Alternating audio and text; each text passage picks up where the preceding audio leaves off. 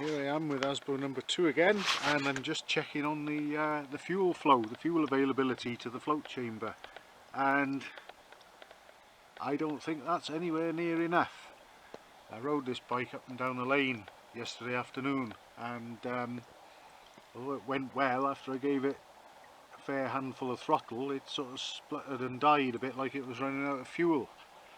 And that would all tie in with, it's reducing, it's slowing down. That would tie in with the whole piston. There's no way that that is enough fuel coming through there to support the performance and the power of this tuned engine. So I need to get more fuel than that going through. That is pathetic. And it's probably this tap that's the culprit. These taps are no good for any performance tuned Royal Enfield Bullets. They just haven't got the capacity for the flow that you need. So I'm going to be taking a look at that before I take any test rides on this bike, because that is appalling, and that is probably the major cause of the whole pistons that we've seen from this machine. One that I just changed very recently, the other day in fact. I'll just keep the camera going a bit longer. I know it might be a little bit boring, just to show that this is actually slowing down. It's just a fast dribble now.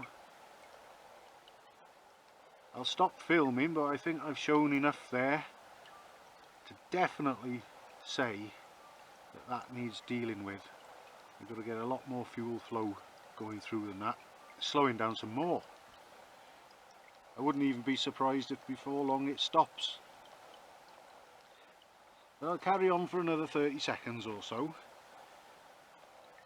because that really is about the equivalent of, I don't know, perhaps riding it, warming it up and riding maybe a mile or so. But on reserve there is fuel flow if I turn a tap on, although there's not a hell of a lot of fuel in the tank. Look at that, that's terrible.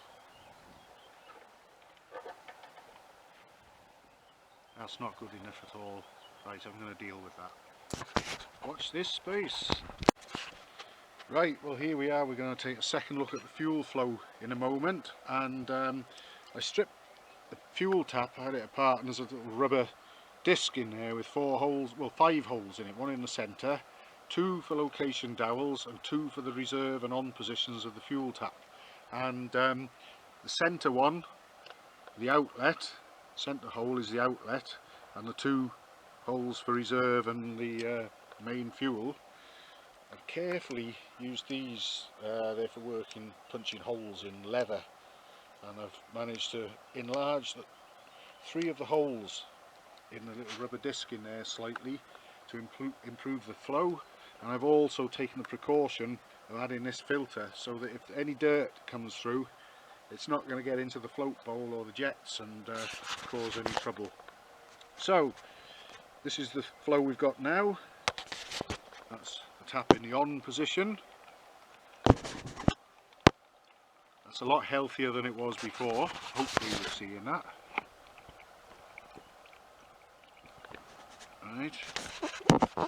And then reserve.